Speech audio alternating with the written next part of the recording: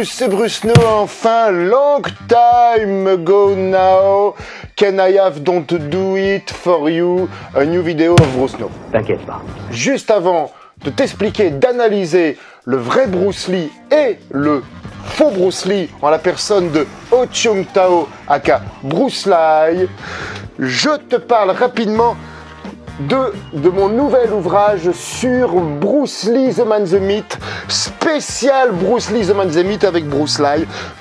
Ça c'est le BAT, donc ça se barre un peu un cacahuète.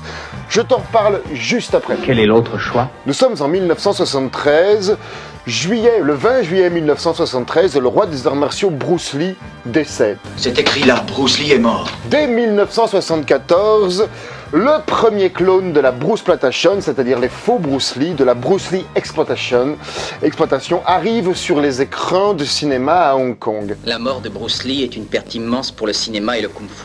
Et le premier de ces clones est Bruce Lee est mon modèle. le Taïwanais, Tu veux la place de Bruce Lee? de 10 ans l'aîné du modèle original, le Taïwanais Tu es aussi bien que lui. Oh Chung Tao, Je crois que tu exagères. que les producteurs auront nommé Bruce Lee.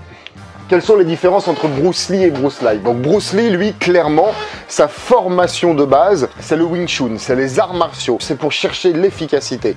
Il a mis en place, Bruce Lee, il a mis en place le Jeet Kune Do. Et seulement après, il a travaillé pour le cinéma. D'ailleurs, Bruce Lee est réputé pour, notamment dès la série Le Frelon Vert, il est réputé pour user les cascadeurs, parce qu'il était ce qu'on appelle stiff ou rugueux, tu vois. Il était ce qu'on appelle rugueux, stiff, quoi. Il faisait mal, il cassait du cascadeur, parce que c'était un combattant. Oh Chung Tao, le Taïwanais, donc Bruce Lee, lui c'est différent. Il a fait une formation comme éducateur physique en but d'être prof de gym. Donc à la base c'est un gymnaste et un acrobate. Et parallèlement, il a appris le judo, il a appris le style de Shaolin qui s'appelle le White Crane. J'en oublie. Et puis sur le tard, il a appris le Kung Fu, donc le Wing Chun. Il a appris le karaté. Et parallèlement à tout ça, il faisait une école de cinéma il faisait une école pour apprendre les rudiments du cinéma, que ça soit devant la caméra ou derrière la caméra. Et il est là-dessus, il est devenu figurant, cascadeur, et puis des petits rôles, et fur et à mesure comme ça. Il y a même eu un film dans lequel il fait un méchant. Donc déjà, a fortiori,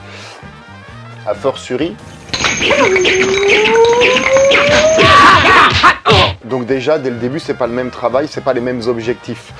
Bruce Lee, lui, c'était pour l'efficacité, se combattre, et lui, Oh Chung Tao, c'était vraiment pour avoir un métier, pour être prof, avoir un vrai métier, et puis pour faire du faux semblant, pour être joli, pour le cinéma. Donc c'est pas du tout déjà le même objectif. Et puis les similitudes physiques. Donc Bruce Lee, visage, l'œil quasiment reptilien, vif, l'œil de dragon finalement, le visage émacié, le muscle sec, jusqu'à obtenir cette sangle abdominale de malade, écorchée en 1973 sur le tournage d'Opération Dragon. Quand on voit la différence de Bruce Lee sur son tournage Big Boss en 71 et qu'on arrive en 70 ou 71 en 71 et puis que là en 73, quasiment 2 ans et demi plus tard, il est écorché. Donc certes il y a l'entraînement, il y a même le surentraînement qui fait qu'il a perdu énormément de masse adipeuse, de graisse quoi, mais il y a également il faut savoir que Bruce Lee a connu le succès, mais de façon phénoménale, très forte et d'un coup quasiment, grâce à Big Boss. Et donc c'est vraiment les soucis, les voyages, très probablement la cocaïne.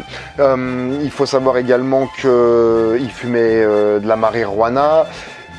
Quand il est décédé en 73, apparemment il était sur le point de divorcer avec son épouse Linda, donc ça aussi c'est des soucis. Il est réputé pour aimer les femmes, Bruce Lee. Donc la Linda, à mon avis, elle avait des cornes, ma pauvre. Et donc voilà, donc quand Bruce Lee est mort, voilà, apparemment il a divorcé, et c'est plus que connu, s'il est pas mort de ça, assassiné, bon c'est plus que connu qu'il avait les triades au cul ou les machins comme ça. Je le redis, les surmenages sur le jeu de la mort, 2 films de front, voilà, donc ça je pense que ça explique déjà voilà, cette fonte, cette perte de masse adipeuse de fou qu'il a eu voilà, sur le corps. Bruce Lee, Ho Chung Tao, là on est plus sur quelqu'un qui a le muscle rond. Hein, ça se voit hein, dans beaucoup de ces films, les pecs sont plus ronds, les épaules sont plus ronds, donc le bidon, il y a un peu plus de masse adipeuse. Quand il fait des bioptiques sur Bruce Lee, il en a pas fait une dizaine, mais il en a fait bien 5-6, où tu vois, où il s'entraîne comme ça, tu vois qu'ils ont mis du make-up, du maquillage, ils ont triché pour lui faire la plaque de chocolat, tu vois. Parce que comparé à d'autres clones de Bruce Lee, comme je pense au birman Bruce Lee, qui lui avait réussi à avoir une sangle abdominale de dingue, qui travaillait vraiment très très fort, un gros travailleur Bruce Lee, qui travaillait vraiment la similitude physique jusqu'aux avant-bras, etc. Et puis même d'autres clones de Bruce Lee.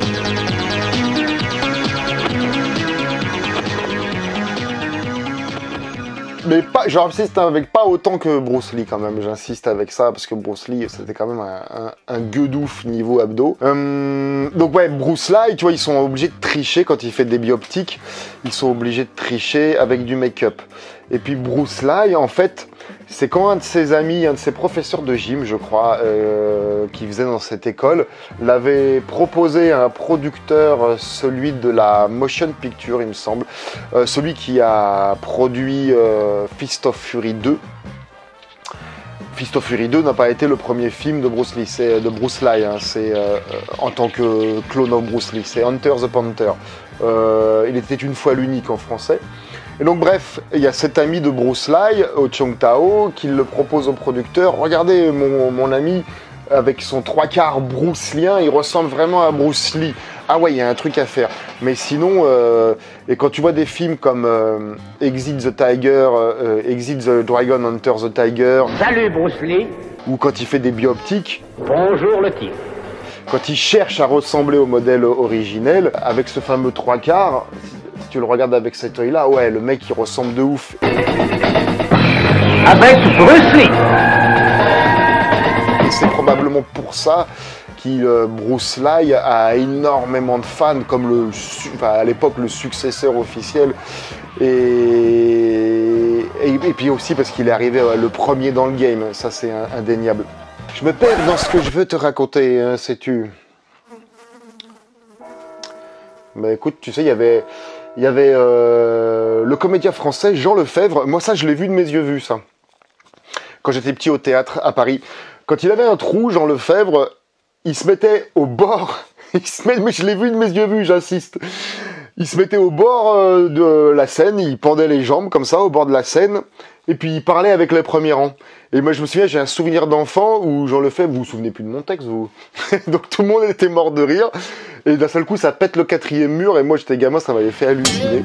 Et donc voilà, Bruce Lee, quand il ne cherche pas à ressembler à Bruce Lee, eh ben il ressemble pas à Bruce Lee en fait, tout simplement, surtout quand il se fait pousser les cheveux, etc. Tu sais, quand il cherche pas à être Bruce Lee et qu'il cherche juste à être Ho Chung Tao, dans les chorégraphies d'arts martiaux, il cherche pas à faire du Jeet Kune Do, il cherche pas à exploiter ses profils bruceliens. D'ailleurs lui, il s'est vraiment battu pour faire exploiter son nom de Ho Chung Tao et de pas Bruce Lee. Donc voilà, quand Bruce Lee ne cherche pas à ressembler, eh ben il ressemble pas. Et c'est pareil, en termes de combat, Bruce Lee, c'est un interprète. Bruce Lee, lui, c'était Bruce Lee en fait. Il faisait du Jeet Kune Do dans le cinéma. Il faisait de l'efficacité dans le cinéma. Il en parle de Bruce Lee dans une interview. Il faisait, je sais pas, des Finzi movements. Je pourrais vous en mettre plein les yeux et faire. Et en fait, c'est pour ça qu'il était rugueux et qu'il a pété plein de cascadeurs. Jackie Chan, il en parle, hein, je crois. Il s'est pris des coups de bâton. Il a stiffé Jackie Chan et plein d'autres cascadeurs. Parce que dans ses chorégraphies martiales, Bruce Lee était Bruce Lee. Il cherchait l'efficacité. Et l'apothéose de ça, à mon sens, c'est Opération Dragon. Ho Chung Tao Bruce Lee, lui, est l'interprète des des chorégraphes de combat. Bah, comment il s'appelle ce mauvais film? Blin of Fist of Bruce ou Fist, je sais plus quoi, du Kung Fu Comedy, ou sinon il a fait ce que j'appelle du Kung Fu Guimauve, où il a fait aussi un film Bruce and the Iron's Hand contre Bruce Lung, où les deux, à mon sens, ne recherchent pas plus que ça à ressembler à Bruce Lee, si ce n'est qu'ils ont des pyjamas, ils sont des joggings rouges à rayures blanches. Voilà, c'est un interprète, donc il a fait du Kung Fu Guimauve, il a fait du Kung Fu tradi, pour le cinéma, hein, de la Kung Fu comédie, il a fait du Kung Fu, de la baston bien bourrin, là, dans ce film de truand, très dramatique d'ailleurs, qui est un polar urbain.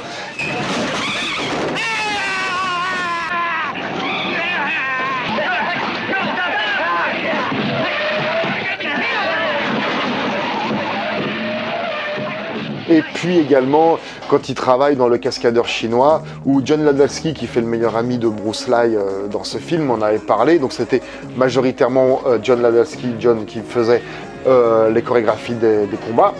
Et puis aussi, le film parle de ça. Il y a un peu tout le monde et personne qui s'occupe des chorégraphies des combats. Un coup c'est lui, un coup c'est lui, un coup c'est lui. Et d'ailleurs, John Ladalski me disait que d'ailleurs dans Le Cascadeur chinois, il y a la participation de Dan Inosanto aussi, avec un combat au Cali, l'escrime philippine. Et donc, vu que c'était John Ladalski qui s'occupait des bastons, qui lui élève de Dan Inosanto élève de Bruce Lee, on retrouve ce côté efficacité bien bourrin et technique à la fois qui est génial, quoi. Et d'ailleurs, Bruce Lee, c'est ça, Bruce Lee, il a aussi une formation en taekwondo. L'art martiaux taekwondo, c'est coréen et ça se sert énormément des coups de pied. Et donc, Bruce Lee, dans ses chorégraphies de baston, vu qu'en plus il est gymnaste et très souple, fait énormément de coups de pied. Alors que Bruce Lee, lui, était beaucoup plutôt dans la recherche d'efficacité, était beaucoup plutôt sur des techniques de poing. Et c'est sous l'impulsion de Chuck Norris que Bruce Lee s'est mis au coup de pied. Mais sinon, à la base, il n'utilisait pas ses pieds. Ou alors, il utilisait, enfin, ses coups de pied en zone haute. Ses coups de pied en zone haute, hein, bien sûr. En zone basse, mais après, pour finir, il était au coup de poing. Mais les coups de pied en zone haute, c'est sous l'impulsion de Chuck Norris. Et puis donc là nous avons Oh Chung-tao, Bruce Lee, qui lui fait des coups de pied en zone haute, assez régulièrement d'ailleurs dans ses films, d'où il fait tout le temps souvent des scènes de contrôle avec ses jambes, ça c'est sa culture taekwondo. Et puis là pour le cinéma, pour le spectacle une fois encore.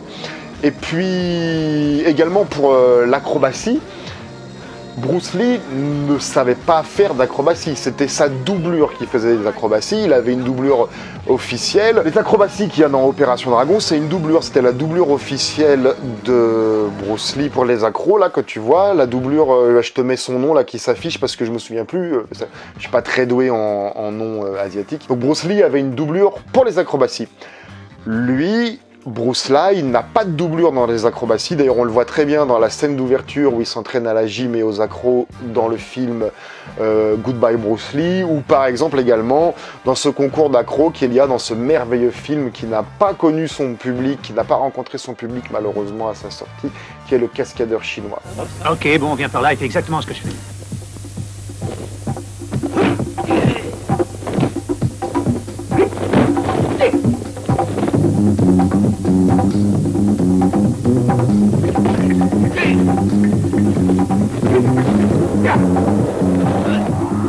Comme je te disais tout à l'heure, Bruce Lee, lui, était vraiment un cascadeur. C'est-à-dire que, tu vois, je te parlais du cascadeur chinois, mais c'était parce que, voilà, cascadeur chinois, il fait des chutes de hauteur, il passe à travers des murs et des choses comme ça. Donc ça, Bruce Lee n'aurait pas fait ça. Bruce Lee n'était pas cascadeur, c'était un artiste martial. Il pouvait travailler en collaboration directe avec des cascadeurs, mais lui, c'était pas un cascadeur. Bruce Lee, chute de hauteur, nanana. Là, il y a cette fausse cascade où il fait de l'acrobatie, voilà, où il affronte une voiture, bon, qui est coupée en deux plans, mais bon, voilà, même ça, Bruce Lee ne l'aurait pas fait. Il y a une super cascade dans ce film également, Bruce Lee, The Man, The Myth, où le personnage de Bruce Lee se fait renverser par une voiture. Bon, là, pour le coup, c'est une doublure de Oh Chung-tao, hein. Et quand il passe là dans Le Cascadeur chinois, là, quand il tombe de cette chute de balcon, là c'est également une doublure. Donc voilà, et puis Bruce Lee, à la base, quand il était enfant, il était comédien, un fils de comédien également. Bruce Lee a peut-être dans son école appris la comédie, mais franchement, alors que Bruce Lee, lui, c'était son rêve. Eh mec, t'es vraiment un super comédien, c'était son rêve qu'on dise ça de lui. On peut dire qu'également, Bruce Lee était un comédien. Et contrairement à Ho Chung Tao, qui, lui, s'est amélioré avec le temps. Donc, pour récapituler, Bruce Lee est un véritable combattant et artiste martial, doublé d'un comédien qui est devenu réalisateur et qui est... voilà. Et Bruce Lee, et lui, était à la base un acrobate, artiste... mais j'ai du mal à le considérer comme un artiste martial. Mais pourquoi pas artiste martial, acrobate, mais pas combattant, c'est sûr. Formé à l'art du spectacle et qui est devenu, lui, comédien et effectivement réalisateur comme Bruce Lee, quoi. Donc voilà, tout ça pour te dire que j'ai sorti mon nouvel ouvrage spécial Bruce Lee The Man The Myth. Dedans, un maximum de posters de cinéma, un maximum de VHS, un maximum de jaquettes de VHS, de jaquettes de DVD, de VCR, de lobby card, de timbres, de tout ce que tu veux, de par le monde. J'ai été donc sur des lieux de tournage. Ce film-là, il s'est tourné en Thaïlande, à Rome, il est passé dans tous les pays, il a été à San Francisco, donc j'ai retrouvé des lieux de tournage où ils ont tourné avec le fameux avant-après. Je te parle du film, etc. Donc c'est hyper collector. Peut-être que quand tu vois cette vidéo, il est déjà épuisé. Tu me contactes dans l'adresse mail qu'il y a sous cette vidéo, tu le commandes et je te dirai s'il en reste. C'est ultra collector, je te dirai en message privé combien il y a d'exemplaires précisément. Et ça te sera fourni avec la petite dédicace perso qui va bien. C'est vraiment, c'est pas pour tout le monde, hein. C'est pas pour tout le monde, c'est vraiment pour les fans absolus de films d'arts martiaux, les cinéphiles, de Bruce Lee, de Bruce Patachon, de Bruce Lee. Si cette vidéo peut intéresser un ami à toi, partage-lui, like-la, commente-la, mets tout simplement je t'embrusse dans la zone commentaire parce que ça fait bien plaisir. Allez, en te remerciant, je t'embrusse.